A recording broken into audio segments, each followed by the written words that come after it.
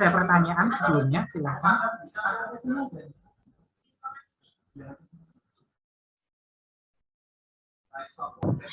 Mohon izin bertanya, Pak. Ada pertanyaan?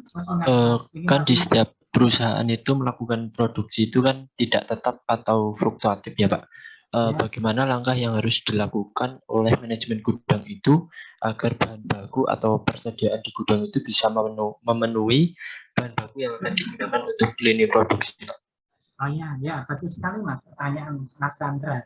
Oke, jadi tadi yang disampaikan Mas Chandra di dalam apa produksi itu kan tidak apa namanya berfluktuasi ya. Jadi kalau produksi permintaan kan di sini alurnya biasanya kan gini. Kalau ini kan permintaan, ada pola permintaan, kemudian ini polanya kan seperti ini. Kemudian di sini akan menghasilkan strategi apa dari permintaan ini kan nanti akan menjadi strategi produksi. Strategi produksinya apa? Mau produksi berapa? Kalau permintaannya seperti ini contohnya. Nah nanti kemudian dari sini dari strategi produksi nanti akan menjadi strategi procurement terkait dengan pengadaan.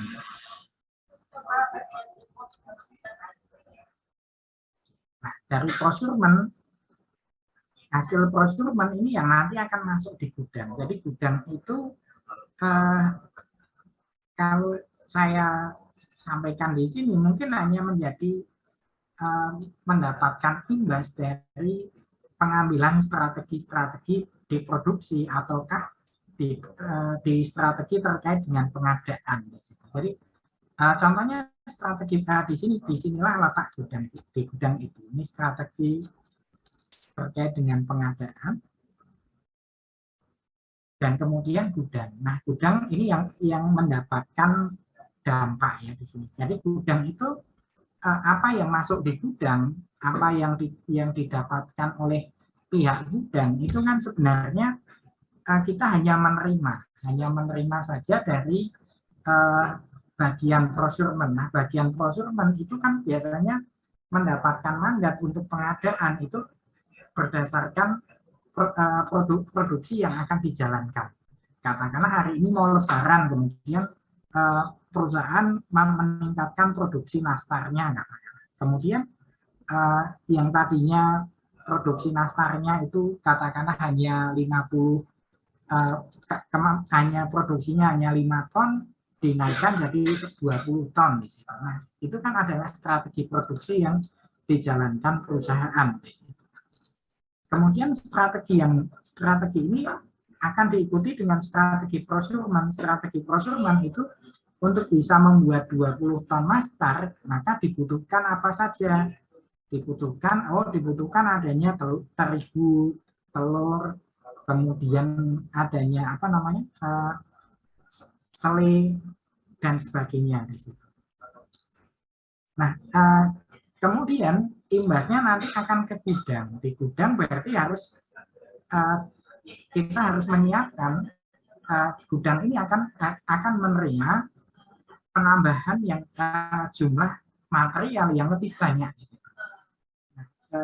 Nah, tadi terkait dengan ketidakpastian itu, kalau terkait yang ditanyakan Mas Chandra bahwa bagaimana kalau terkait dengan ketidakpastian dalam produksi, bagian gudang itu hanya bisa menerima saja, mengikuti kan, hanya mengikuti saja. Nah, tentu saja mengikuti apa yang menjadi keputusan di sini. Nah, biasanya kalau di perusahaan ini juga diberikan pertimbangan juga backup, apakah oleh bagian procurement ataukah bagian produksi ini biasanya mempertimbangkan, mereka juga bertanya kepada bagian gudang ini. Jadi gudang biasanya juga memberikan masukan kalau mau memproduksi 20 ton nastar, berarti stok yang ada di gudang berapa, yang mau harus dipesan berapa dan sebagainya. Nah, kalau dalam sistem yang terintegrasi, ya ini kan tinggal melihat saja. Biasanya kan tinggal melihat ini stoknya gudang, kemudian ini produksi, kemudian ini procurement. Ini kan tinggal hanya melihat saja. Bagian produksinya tinggal melihat yang ini yang ada di gudang itu berapa. Kemudian bagian produksi akan memberikan perintah dalam bentuk invoice kepada bagian procurement untuk pengadaan. Jadi saling kait-mengkait ya di situ. Nah, untuk membuat atau mengatasi ketidakpastian tadi, yang bisa menentukan siapa, yaitu bisa saja adalah bagian produksinya dengan membatasi jumlah produksi kalau terkait dengan produksi. Tapi kalau terkait dengan permintaan itu yang memiliki kewenangan atau memiliki akses untuk mengatur itu biasanya adalah marketing. Jadi untuk menego dan sebagainya. Ada pertanyaan yang lain, Mas Sandra?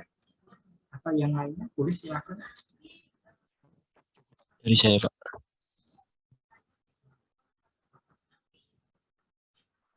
Itu. Apakah ada yang lainnya?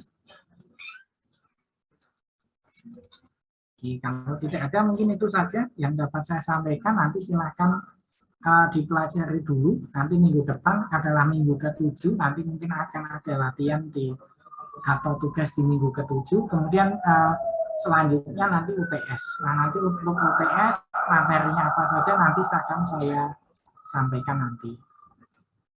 Baik, Pak. Mungkin itu saja dari saya. Sekian, wassalamualaikum. Waalaikumsalam. Terima kasih, Pak. Waalaikumsalam warahmatullahi wabarakatuh.